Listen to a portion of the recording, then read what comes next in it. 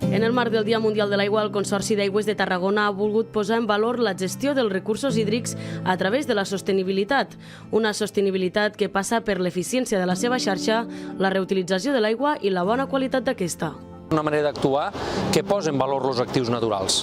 Jo crec que el CAT ho està fent, posant en valor la importància de l'aigua al riu Ebre, posant en valor el propi delta, que en definitiva és la part cedent d'una aigua que s'aprofita millor que no es feia fa 35 anys i que d'alguna manera, sense detraure cabals addicionals de l'Ebre, posant en valor l'aigua recuperada, disposem d'una infraestructura que és referent.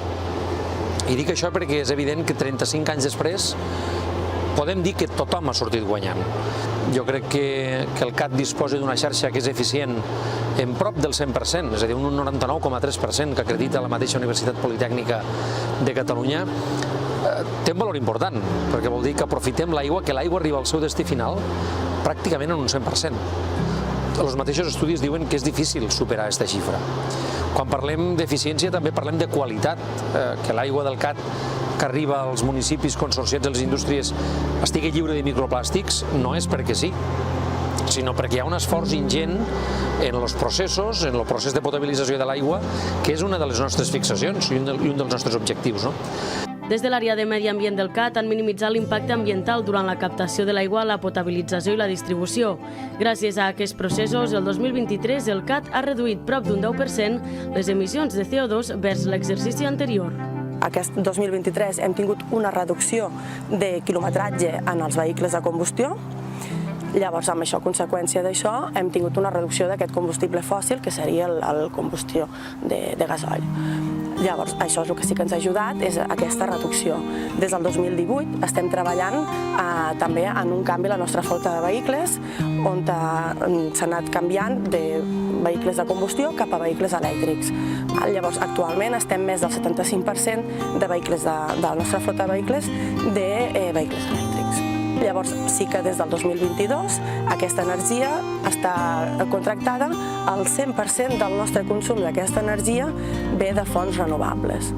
Llavors, això el que ens implica és que el factor és zero, pel que la conseqüència és que les nostres emissions relacionades amb l'energia són emissions zero.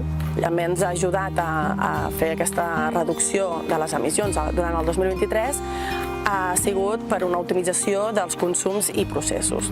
Tot això és amb diferents accions, com ha sigut accions i circumstàncies, com ha sigut el tenir un poc cabal del riu. Amb això, conseqüència, la qualitat de l'aigua també ens ha millorat, també una monitorització de la qualitat de l'aigua, que també ens ha ajudat a poder controlar aquesta captació.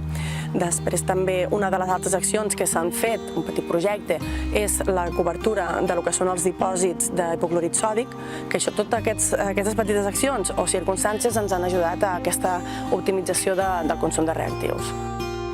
Durant el 2024 el CAT continuarà treballant per seguir reduint les emissions de CO2. A més, des de l'àrea de Medi Ambient es vol crear una oficina verda.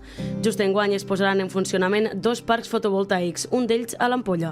Treballem amb 2 objectius principals, on seria, per un costat, el tema de reducció d'aquestes emissions, continuem amb la mateixa dinàmica, i el que sí que s'ha afegit, a diferència dels altres anys, per aquest 2024, és ser oficina verda.